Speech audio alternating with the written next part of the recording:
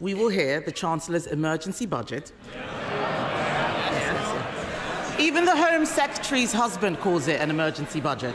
Today's Prime Minister's questions was particularly intense, especially with the upcoming spring budget stirring the debate. In this video, we'll watch and react to all the action. But before we dive in, don't forget to like this video and subscribe to the channel for more. Now, let's take a look. Mr. Speaker, in 30 minutes, we will hear the Chancellor's emergency budget. Even the Home Secretary's husband calls it an emergency budget. As she scrambles to fix the mess she made last October. But first, let's turn to another government minister who is making a mess of her brief, the Education Secretary. Why did Labour MPs vote against banning phones in schools last week? Prime Minister. Because it's completely unnecessary. I've got teenage children. Almost every school bans phones in school. They do it already. We need to concentrate on what's really important here, which is getting to the content that children shouldn't be accessing. That's where I would genuinely like to work across the House, because I think there's a huge amount of work to do. But the battle is not with schools that are already banning phones in school. The battle, and this is an important emerging battle, is to work together to ensure that we can ensure that the content that children are accessing, wherever they are, is suitable for their age.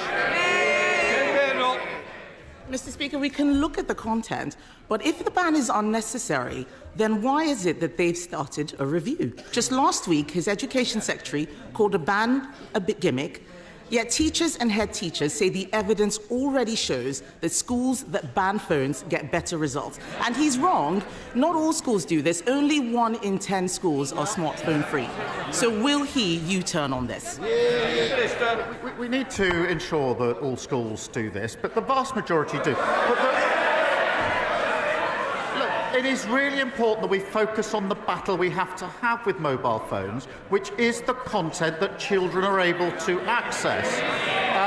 And we need to ensure that that is controlled wherever they are. So it's a question of having the right battle on the right issue, not wasting time on something where almost all schools are already banning mobile phones. Mr. Speaker, I'm surprised that the Prime Minister would say this. His own government's evidence says that phones disrupt nearly half of GCSE classes every single day. Discipline is the #1 issue in many schools. Under the Conservatives, schools became twice as likely to be good or outstanding after going through our behaviour programme. So why did the Education Secretary abolish that programme? Prime Minister. Mr. Speaker, she talks about the record of the last government.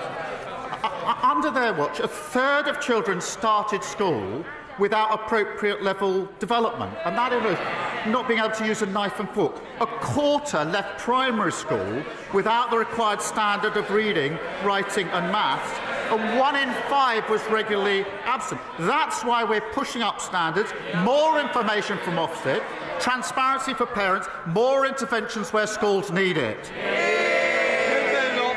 Mr. Speaker, he's not answering the question about discipline in schools because he doesn't care about discipline in schools. Everything he does is ideological, and his decisions are costing schools so much. The national insurance hike means every state school in the country has to pay more for teachers. The Education Secretary promised to compensate schools in full for the jobs tax. Why hasn't it happened? Prime Minister. Mr. Speaker, it was Labour that introduced academies. We pushed up standards.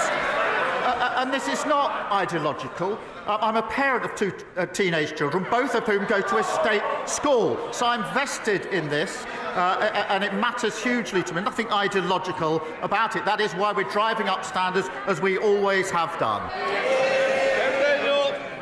Mr. Speaker, he didn't answer the question about compensating schools for the jobs tax. That is costing schools a lot of money. The CEO of the United Learning Group says the grant that they gave is 20% short. Some schools will face shortfalls of up to 35%.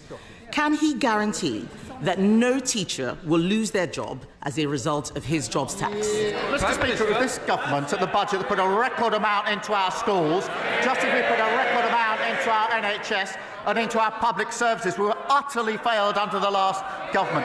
But yet again, she wants all the benefits, the NHS, but she can't say how she's going to pay for it.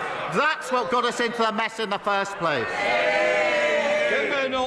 Mr. Speaker, the whole House will have heard that he could not guarantee that teachers' jobs are safe.